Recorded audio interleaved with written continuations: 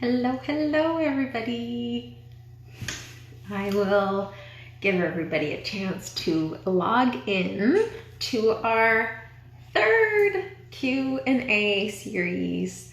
And so I will be having the joy of having the conversation with Crystal today. So I'm super excited. Actually, it's great that oh, she just logged on. All right, so I'll send you the request. Yeah, so she'll just kind of give you an introduction anyway, so might as well log her in.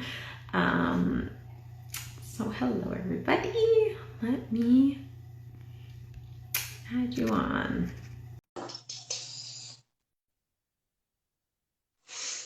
Hope the connection will be okay. Hello. Hi. How are you? I'm good. How are you? I'm good, thank you. I love the color and the art. I love it. I have spent so much time in this room the last couple months. This is my gallery. I love it. I'm Oh, like it's great. soaking it up because I'm not going to me and my husband are moving. So I'm like trying to spend as much time with it as I can over the next little while before we Oh, go. yeah. Yeah. Oh, it's a beautiful display. Ah, That's thank you. gorgeous. Yeah. Actually, I've been following your little art projects too, so I find your art's beautiful. Oh, Yeah. thank you. That was But kind yeah. of a silver lining in this experience. I definitely had a little bit more time to get back in touch with that side of Oh, myself. yeah. So grateful for That's that. beautiful. Definitely. But yeah, thank you for taking the time and accepting my invite. Thank you. I'm really happy. Actually, I love that you shared alive your like IGTV before on your profile, kind of having your input because I did introduce this whole Q&A series as conversations with rec therapists. And you did share, and I knew this, that you are finishing up your degree. So you're not, official title, I guess, of a recreation therapist, but you are, you do have the experience of working with a super interesting population. So I think that kind of piqued my interest at first, for sure, because yeah, I don't know many. Again, I kind of wanted to tap into, different populations people work with. And I think, unfortunately, people undervalue how much insight a lot of students actually have. Yeah. It's not because you have a student title that you don't have the experience or insight or anything to provide, right? So, definitely happy to have you on and kind of, for people who don't know you or know what population I'm talking about. You can kind of share yourself if you wish, or a little bit about Gonna find yourself, out. right? Keep listening.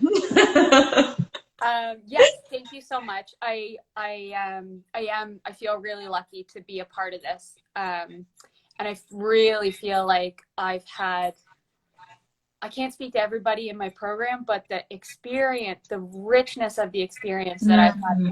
right from the beginning of the degree, the opportunities that we were given as students, if we wanted to take them, has been really, really incredible. So, yeah, I I feel like I have some kind of unique points of view, even being a student, and I hope that I can bring a little bit of light to a population or bring a little bit more understanding to a population that is incredibly misunderstood, and Mhm.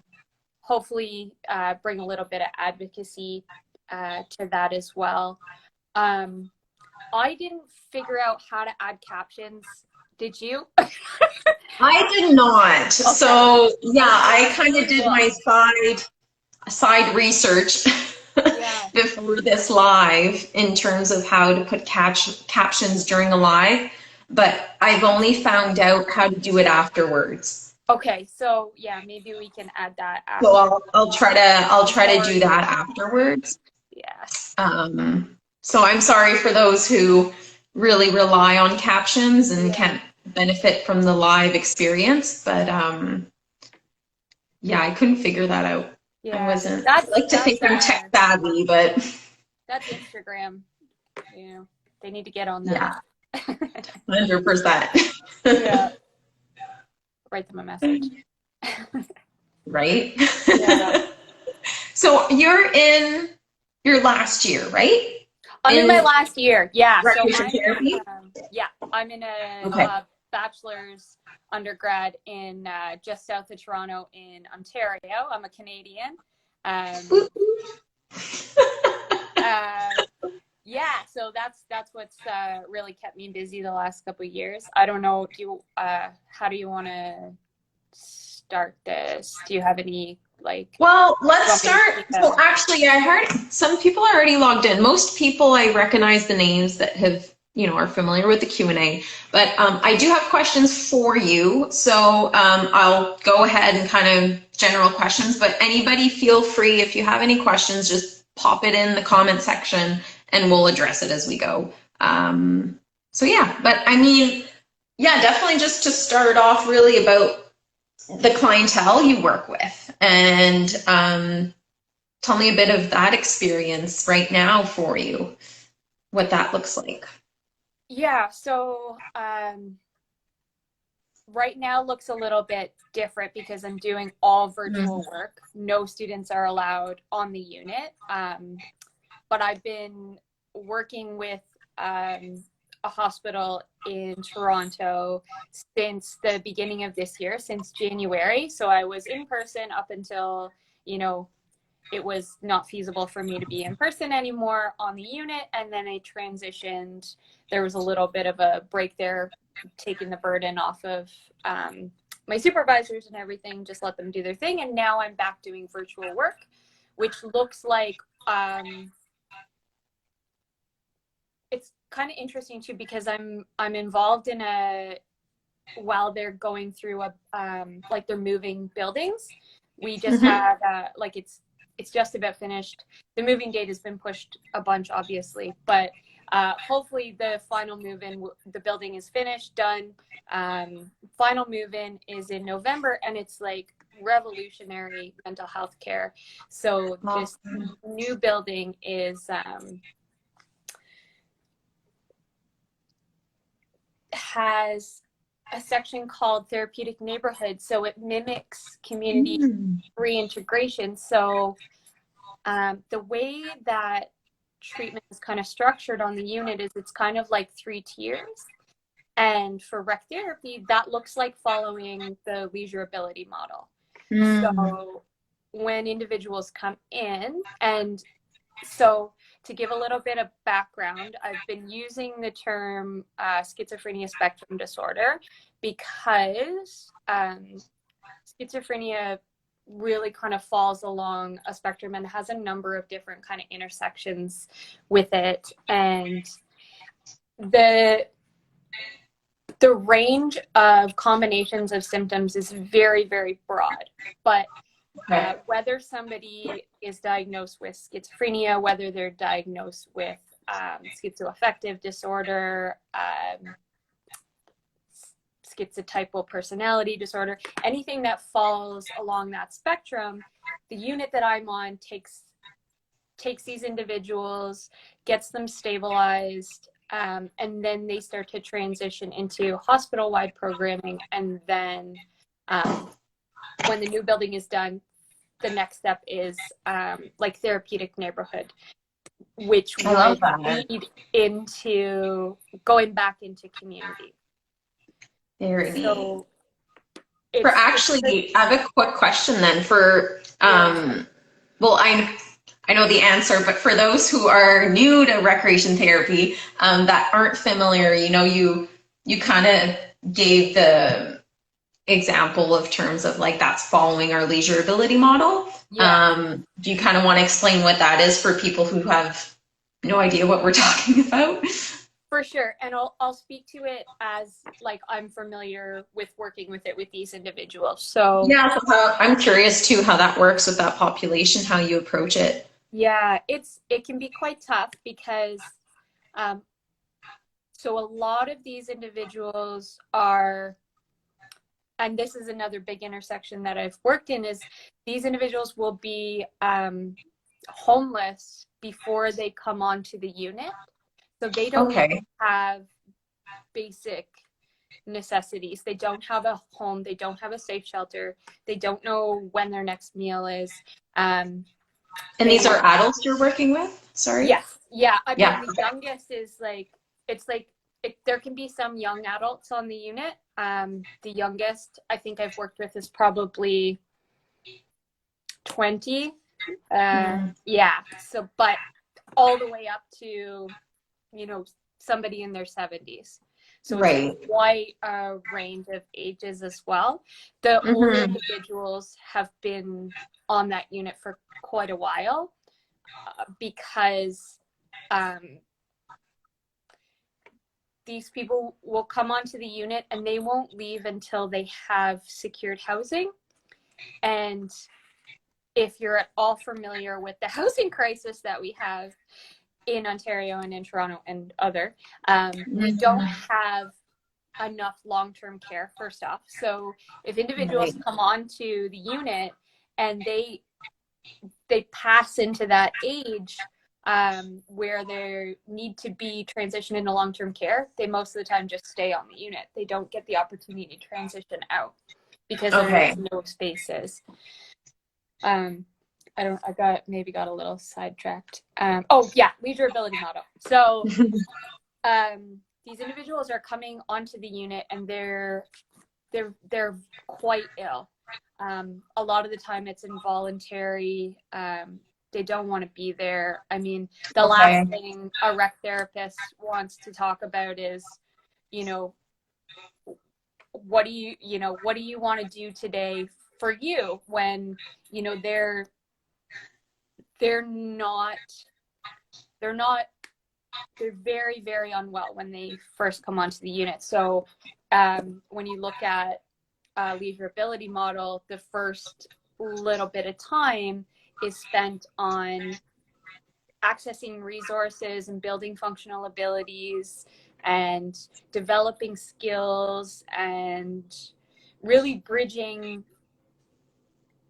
access to any resources or anything like that that somebody needs in order to then be able to start making more independent choices.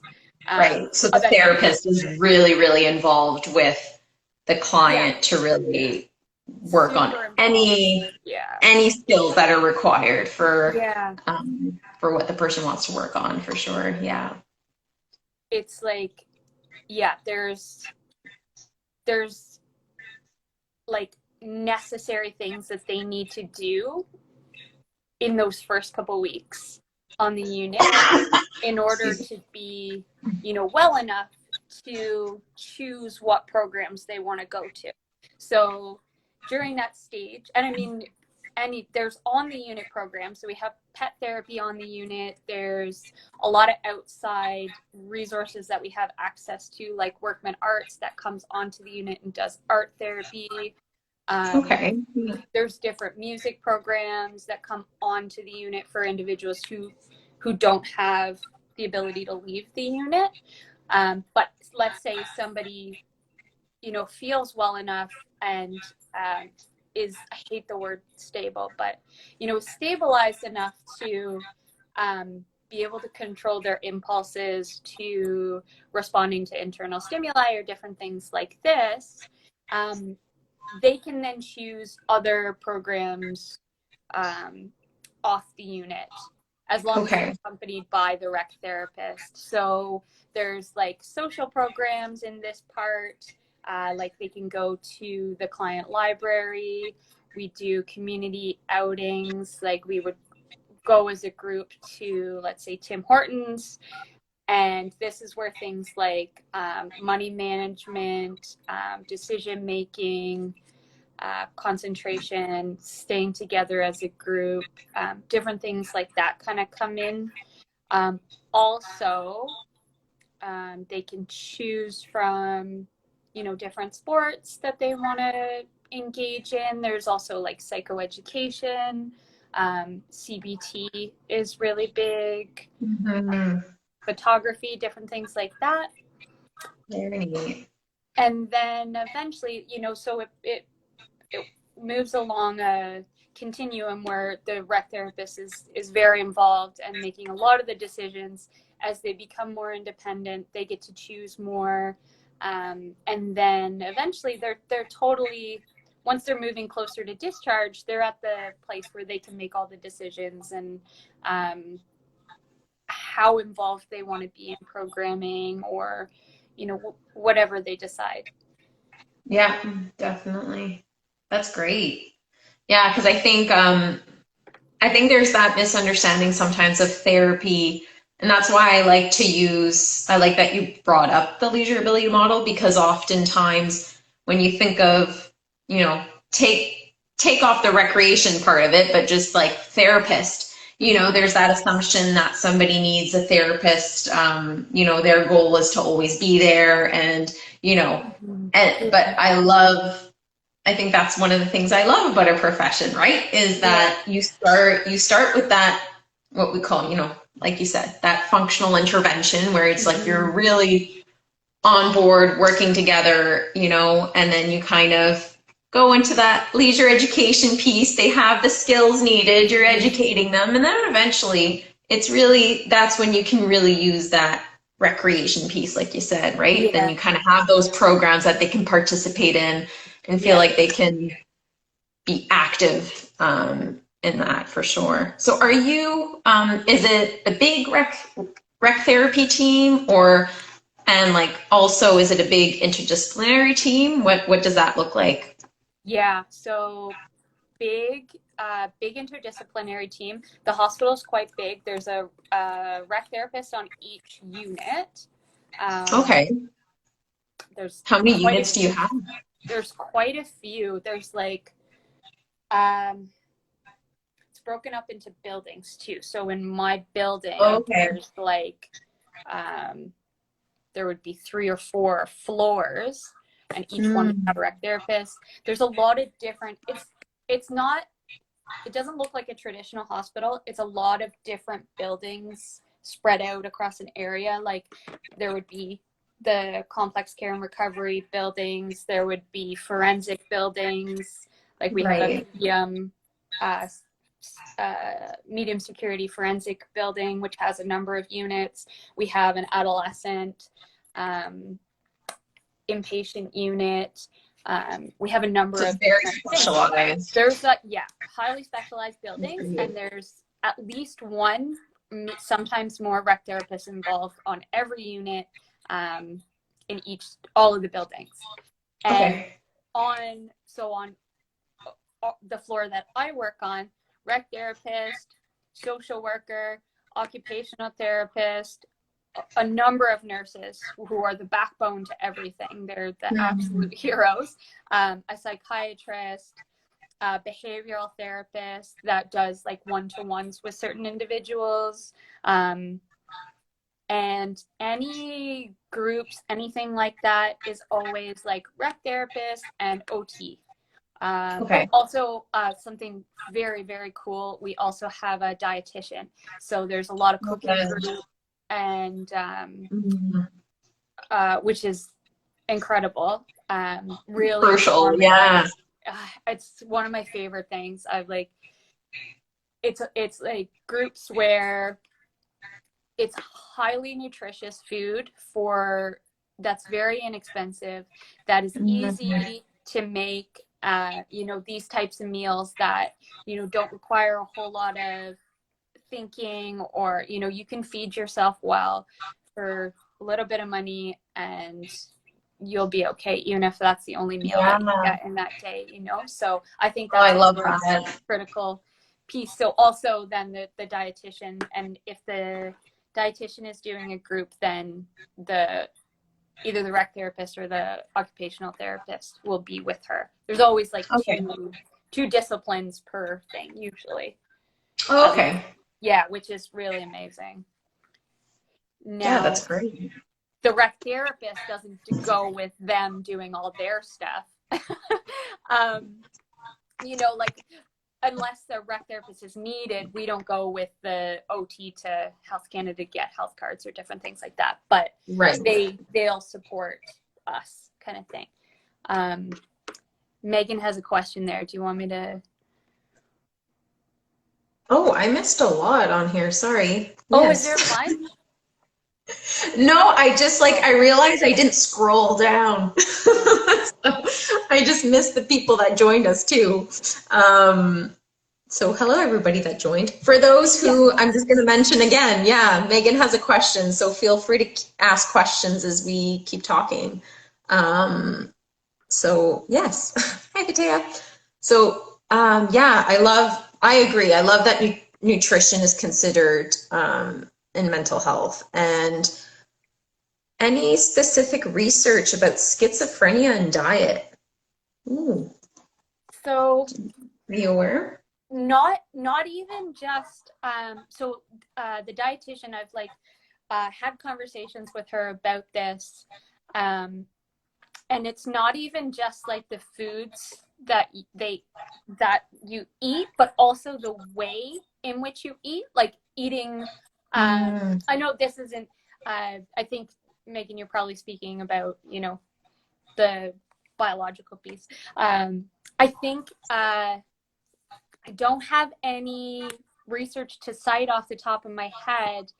I feel like there is an association with like omega-3s, the same way that that plays a part in Alzheimer's and dementia. I think that is also correlated to better brain health and keeping brains that are diagnosed with schizophrenia healthy. I'll definitely look into that. I'll definitely look into that. But also the other thing was the way in which a person eats. So eating, small meals with people. So like community type meals is meant to have really good positive outcomes on mental health, not just on schizophrenia specifically. It can be something. It's the diet and the nutrition piece is so hard with this particular diagnosis because it's not a forefront priority. Like, right. Feeding yourself when you're that unwell is not something you're thinking about. So even like the importance of even just having people fed is, or like people having access to like nutrition. food. Yeah. Nutrition is so important because it is highly, Definitely.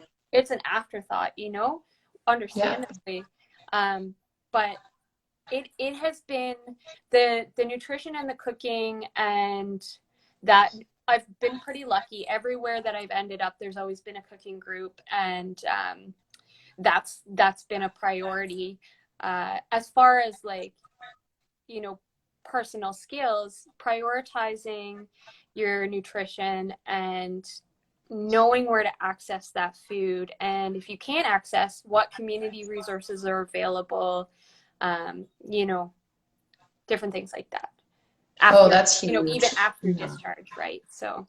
Oh, completely. Like I can relate to that a lot in terms of, I don't work in mental health, but just with adults with physical disabilities or cognitive disabilities, it's, and oftentimes these are populations that, like you mentioned, right, that you need things that are affordable. Yeah. We kind of take on for granted that we, I'm just generalizing here. I know I'm just speaking for myself, just my experience. I just take for granted how I could just buy things that are not necessarily on sale that I know are good for me. Oftentimes, if you don't focus on that importance of nutrition and the value of how food really,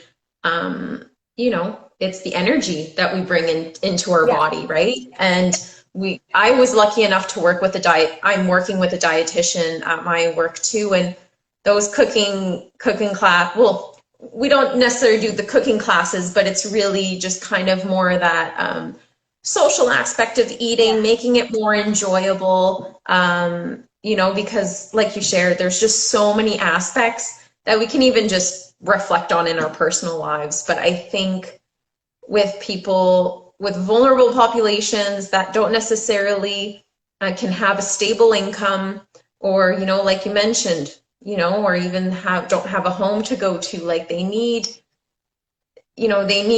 nutrition, they need like a lot of things to, you know not only is their mental health at risk, but having non-pharmacological ways of having a healthy life for sure. Absolutely. Oh, it's huge. Yeah, I love that you were able to kind of have that experience, because I think So important. um, a lot of people need to like realize how valuable that interdisciplinary approach of everything is Oh my huge. goodness, yeah. We can't do I it think, alone. We need that yeah, multi-dimensional approach because we can't do it alone. 100%.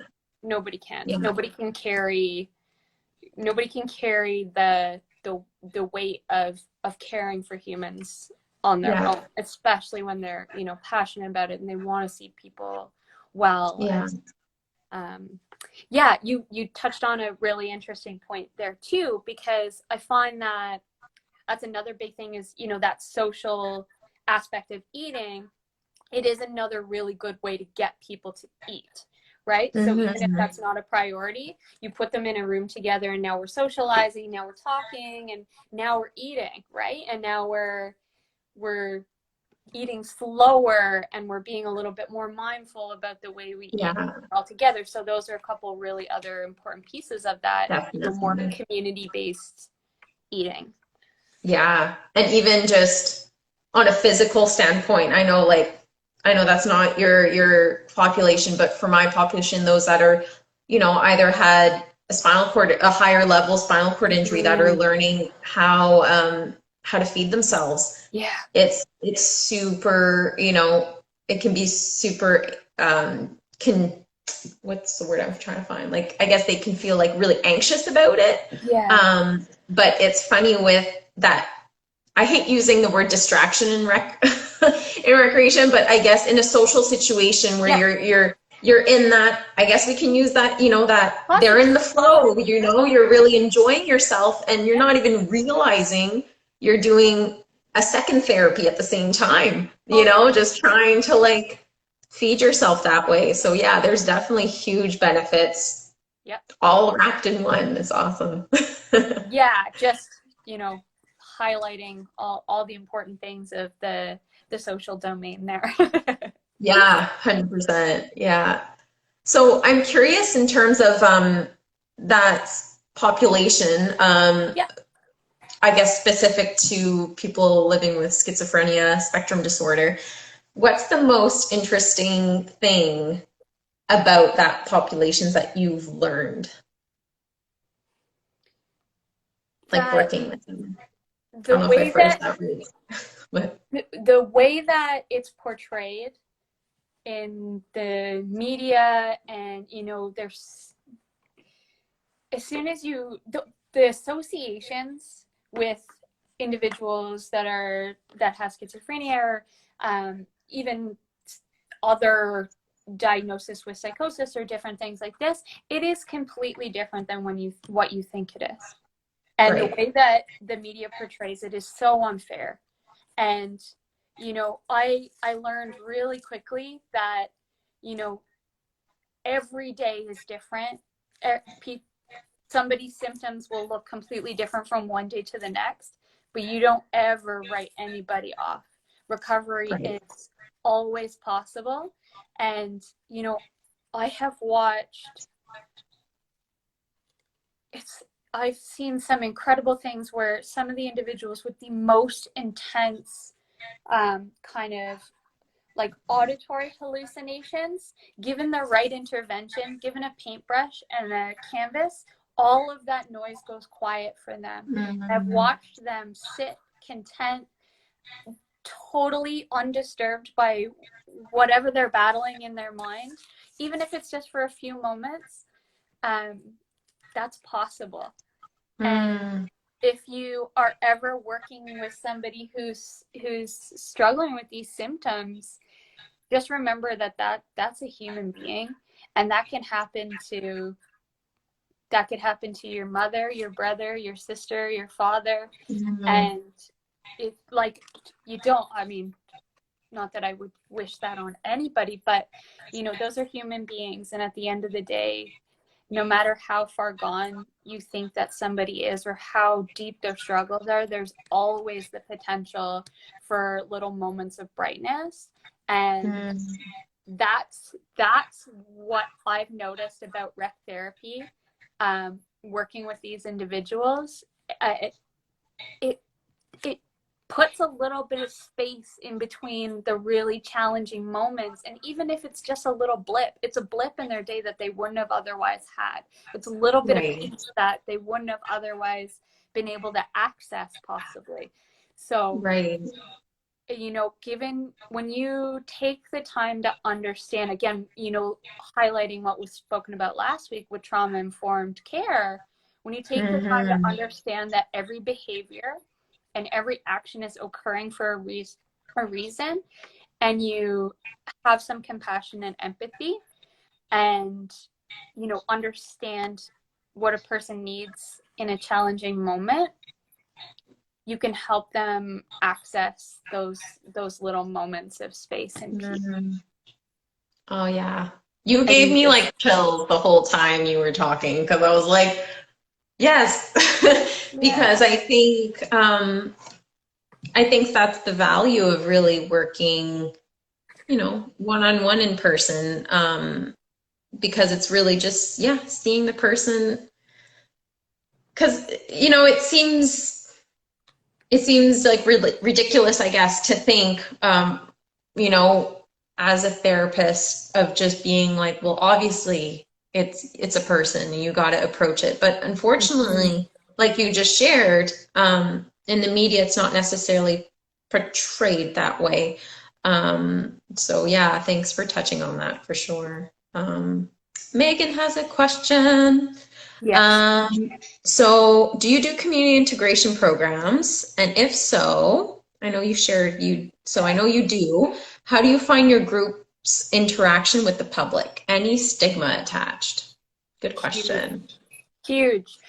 Like, there isn't a person in Toronto that doesn't know where the hospital is. And, you know, people, it's hard for me now working there and hearing people talk about it. They're like, I don't want to go to that intersection because I know that the CAMH people are outside. And, you know, there is a huge stigma attached, because, you know, sometimes people will be out, if they have a pass, they're outside and they may be responding to internal stimuli. It has nothing to do, like, they're not, absolutely not dangerous, or, you know, it may be unsettling if somebody is loud or something, but as soon as, like, one of the big community reintegration things we do, like I said, we'll walk off hospital grounds and go to a coffee shop. People can go to the ATM, they can get their money. We'll do like a little bit of a longer walk to be in the community. And often people are responding loudly to internal stimuli, and that's like an internal auditory hallucination or a visual one, or there will be body movements that are kind of uncontrollable that people in the street will respond very negatively to. It's very hard. It's very hard. How do you find, like, just through your own experience, what do you find most helpful in those situations in terms of, you know, safety and reassurance, or what has been the most successful way you've managed those situations? So, I mean, risk management is huge. Nobody that we go on community outings with is any risk to anybody. Like I said, there might be loudness or, unpredictable body movements or things like that, which, as when you understand the illness, you understand that that's totally normal. Right. If that's happening around me and I can see somebody reacting, I'll make eye contact with them and I'll smile and I'll, give them a reassuring kind of everything's okay. Like this is,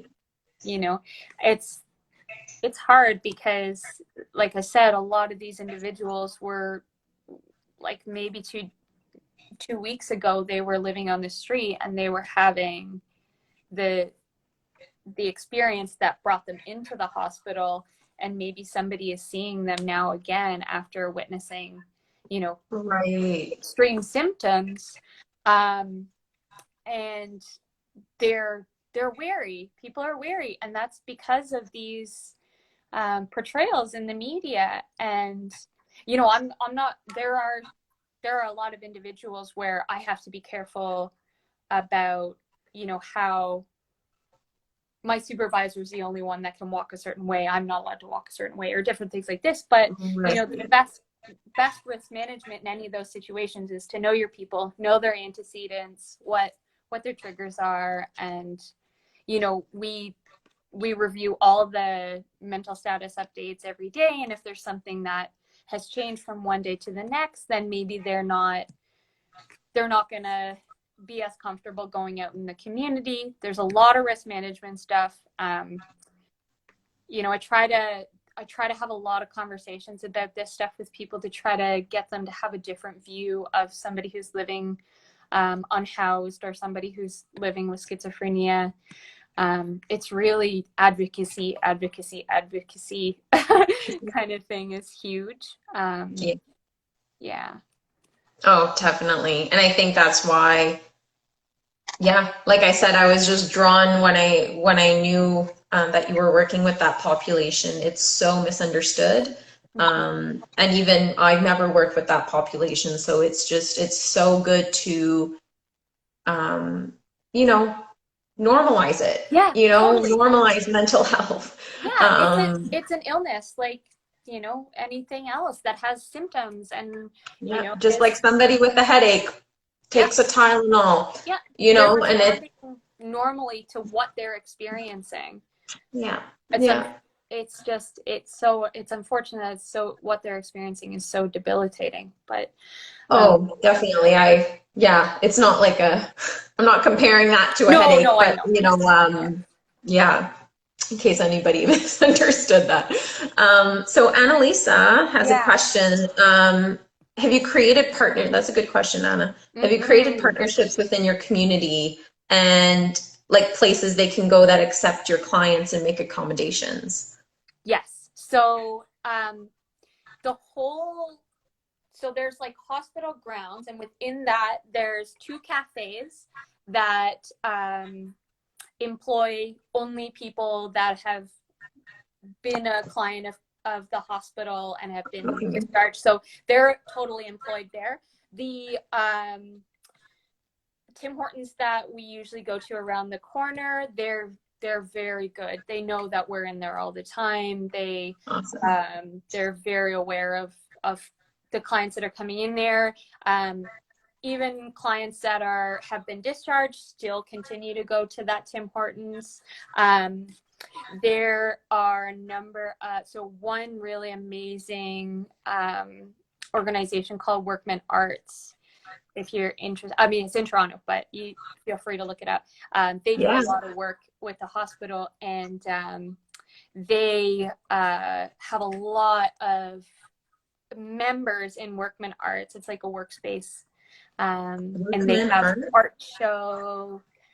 Usually at the end of this year's different, obviously, because COVID, but they usually have studios and an art show at the end of the year where individuals from CAMH can sell their works of art, different things like that. They're really incredible. Vibe Arts is another one. So I just to bring it back a little bit, so we're really lucky to have a program called Gifts of Light, and it's all different donors in the community, and a lot of vendors that are associated with Gifts of Light are those organizations like Workman Arts, Vibe Arts. Okay. There's like Mental Health for Fitness, and that's all covered by like outside community donors. Oh, that's awesome. Yeah, so a lot of organizations that are involved that way are, and so the gyms, parks, so there's a full, in the hospital, there's a full gym, there's a swimming pool, there's, now in the new building, there's going to be a full, like working training kitchen, so people can actually become like trained to be able to progress into becoming a chef or working in the hospitality industry or different things like that. That's in Therapeutic Neighborhood. That's awesome. And it has a courtyard attached to it and a park that is within the hospital, but also like open enough that, you know, people can, it's community integration as well. Yeah. That's awesome. I love that. Yeah. Huge. Mm-hmm. Awesome. Thanks for that question, Em. Yeah. Yeah, and I mean, oh, actually, yeah. So I don't forget this research question. Yes. I ask everybody that. So yes, I love it. Super interesting. Yeah. So like if someone can conduct a research that would benefit your practice, which I think this is awesome because I know as a student, you are more familiar of like, you know, the most up-to-date research and yeah. So this is actually perfect to ask you in mental health. Yeah, what would that research be? So I thought about this and I thought about a couple of things. One is specific to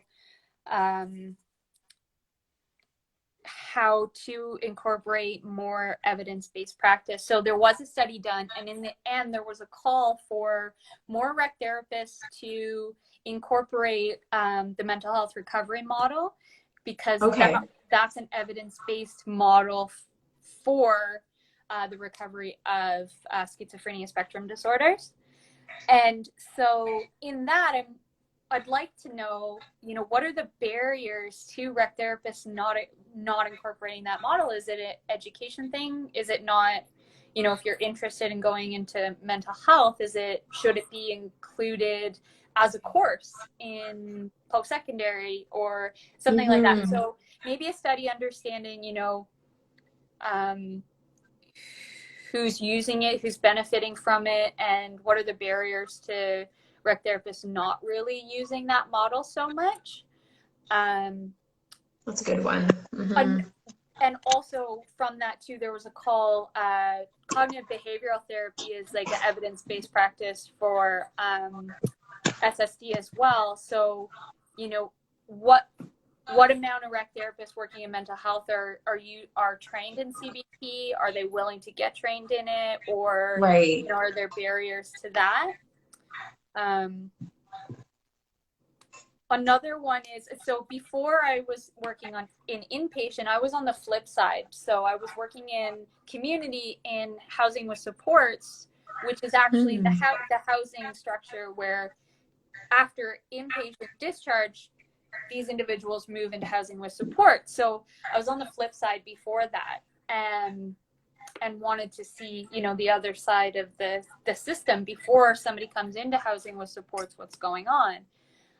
So a big challenge with after somebody's discharged and ends up in housing is actually keeping people housed. You know, they came from living on the street. That's what was safe to them. And now they couldn't be discharged unless they were housed. So now they're housed, and a lot of the time they'll leave the housing and go back to the street. and Mm-hmm. and choose to live in that way because that is what is more comfortable and feels safer. So I'm wondering if, how can we conducting research on, how trauma informed housing with supports is, and can it be more trauma informed? And would this help with maintaining housing? And really, like, what are those big environmental factors that are contributing to people choosing not to move out of their housing and go back to living on the street, and then possibly relapse again Right. into another cycle of symptoms. So yeah, a couple of things. I'd like to know Ooh, those are good ones. yeah. Maybe one day I can be involved in conducting that research. I'd like to be. Yeah. We'll see. No, that's great. And it's interesting too, because it's like you shared, right? For anybody, for any human, we kind of go with what's familiar, right? We don't like to go out Yeah. of our comfort zone. And Mhm. so that's where that community reintegration piece is huge. Yeah. Unfortunately, yeah, I can relate to that here where, we don't even have community rec therapists right now to follow So with. We important. have one, so I have one colleague, but that's not her main Yeah. position Yeah. isn't outpatients. It's, splitting the time. Mhm. But that piece is huge. You could be So the huge. best rec therapist out there doing your great work inside the four walls, Yeah. and they step outside the door and they're like, okay, back to familiarville, and just 100%. kind of go back into their comfort zone, and the follow through is gone, right? Yeah. Because you don't have that consistency, you don't have that. But yeah, that's where the research would be huge Mhm. in terms of like, where's that gap? Yeah. Where's that gap? Yeah, I love that. Where's that gap? And how do we get more rec therapists that want to work in community and, um, it may be in supportive housing. My role in Yeah, that was, conducting groups inside the home to increase positive emotions in that environment so they want to be there, so that it is definitely. safer to be in. Yeah, I think we need more rec therapists in that environment for sure because 100%. it is so appreciated and, I don't know. No, I You're thinking completely about it, go agree. into it. Yeah. Well, and I Or think if you already I did. think that's what we're doing right now though. That's one of the huge things is, like you said, advocacy, advocacy, advocacy. A lot of the times why we might find these gaps is because no one knows those gaps exist. Yeah, Like, right? who would have known that, those positions might not be there right now. It might not be rec therapists in the community. But that's one of the main things, I think, that there's that misconception as a student or anybody looking for a job in rec therapy is it has to have that title. Yeah. There is that gap, but if you really are passionate about what you do, you make that position a rec therapy position. As Exactly. it Yes. sounds, Go if into you the love what you community and do, you find can it. make it happen. Yeah. I wholeheartedly believe that. Yeah, no, it's huge, and I think that's why I'm super hyped up to be doing these conversations, Yeah. because it's so important to see where the gaps are, and that seems kind of like a common gap for everybody, right? Yeah. It's in the healthcare system. We all work in the healthcare system. Well, we all. I mean, I know people work in the community. Yes. But it's Very healthcare small number system. though. Yeah. We outnumber the community, Yeah. the people working in the community, right? So Mhm. yeah, no, and I think that's what's Yeah. super exciting. Somebody actually commented on my Facebook post saying, I want to share these videos with my students in class. I was like, So awesome. yes, so they Yeah. know what's going Yes. on. Yes. That's Right? amazing. Because Yeah, I didn't have any clue. I didn't have any clue. It no, wasn't like I me went neither. I didn't know. I just kind of like, I kept being given opportunities and I just kept taking them, and it just kept pulling me in these directions. And I was like, every time I turn around, my mind is blown, and I learn Yeah. about all these other little niche spaces that rec therapists make a difference. And there's no end to it. It's limitless, you know, because Oh, at the end of the day, completely. it comes down to, you know, we want to come in and find what makes you you and get you back to being well enough to do that and to be you, or to do the things that, you know, you've always wanted to do, or and haven't had the Mm, resources to access, or, you know, to be the full flourishing version of who you are, no matter what that is, completely. even if there's symptoms there or whatever that Yeah. means, you know. Is being truly you, right? Yeah, And yeah, yeah. Oh no, I completely agree. yeah, And I think that's one of the main reasons, yeah, like where you get all the passion in this field too, is because we all didn't really have that, right? And I think the more we can open the doors and have people heard that, and have their needs heard that they might not necessarily share themselves, yeah. um, that's what needs to happen, right? So definitely love that. Yeah. Um, yeah, so I guess I have two. Oh my God. We Any have other like 10 questions? minutes left. You can always send I me a have message if you questions. have anything. If nobody has questions, I'm going ahead and asking you Yes, go questions. for it. Absolutely. Um, so I'm actually curious. So, okay, I have two questions. Let's hopefully Instagram doesn't cut us off. So, because I know you're gonna graduate in rec therapy, but Yeah. I know you're aligned to hopefully get into the social work, um, getting into social work. Is that right? Or did Down, I yeah, down the misunderstand line, I that? mean, the more and more that I am interacting with these individuals, you know, I would like to be able to have an input in housing policies or trying to increase housing stability in some way. So down the line, I definitely see myself doing my master's in social work so that I can, Mm-hmm. at that kind of micro level, I don't know, do something to try to fix this Yeah, I think that's awesome. system in some way, you know, like I just, Yeah, that's because amazing. it's like I keep thinking, what comes first, the chicken or the egg? You know, if this individual wasn't homeless, would they have had this onset of schizophrenia?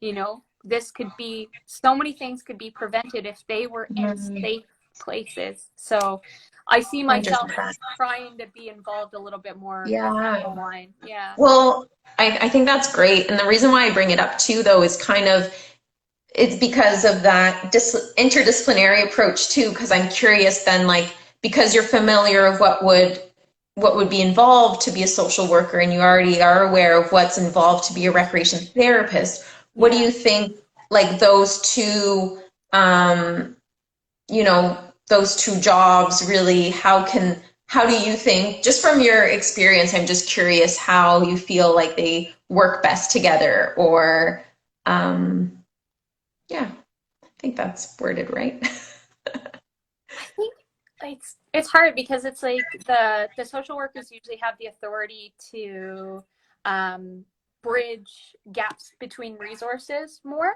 Yes. So, you know, I see so if we're looking at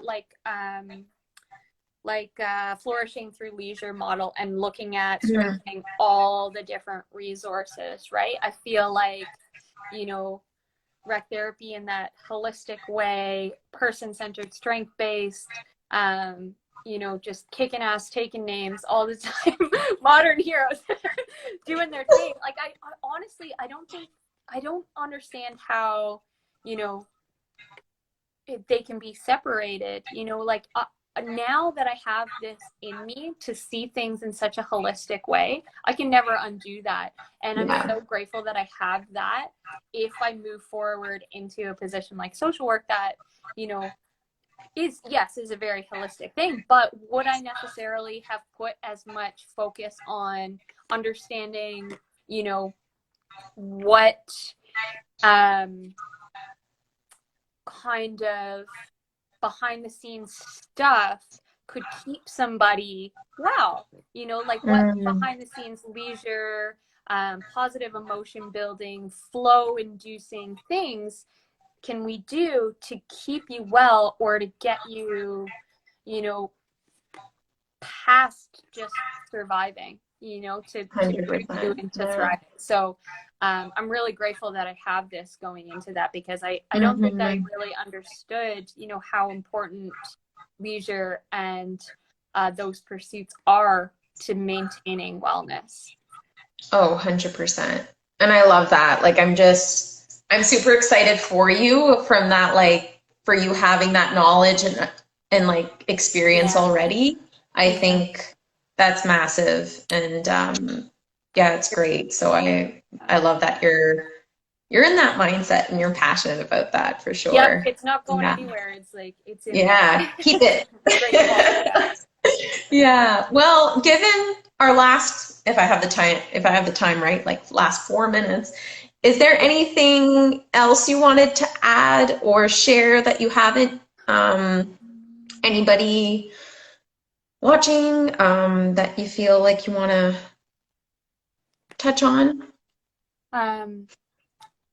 If there's anybody who's whoever watches this that's interested in working with in the field of really complex mental illnesses, you know, it's hard, it's complex, it's challenging, but at the end of the day, if you remember that those are, you know, humans worthy of all the love and respect in the world, and you know, maybe are in this, most likely are in this position because they've been dealt a shitty hand, then you know, you will be so appreciated in that field. And if you're worried about it, you know, volunteer first, have a good understanding of, you know, applied behavioral analysis, understand that, you know, the first challenge is like finding some stability. There's a second layer of challenge of, you know, once the pharmaceutical interventions are in there, side effects are going to play a big part in how somebody responds to intervention. So have patience, be flexible, be adaptable, and just, you know, love and respect to all humans, no matter what they've got going on, you know. 100%. Yeah. No, I love that. Definitely. So do you, yeah, so I guess if people have any more questions related, even if they watch it after the live, you know, send a message, Rise to Thrive. And oh my God, thank you so much. I learned so much just by talking to you. And yeah, I'm super excited to see the further work you're going to be doing, and definitely keep in touch. Yeah. Excited. Thank you guys. I'll be keep I appreciate everybody that tuned in. Thank you. Thank you. Thank you for your time. Bye guys. Bye everybody.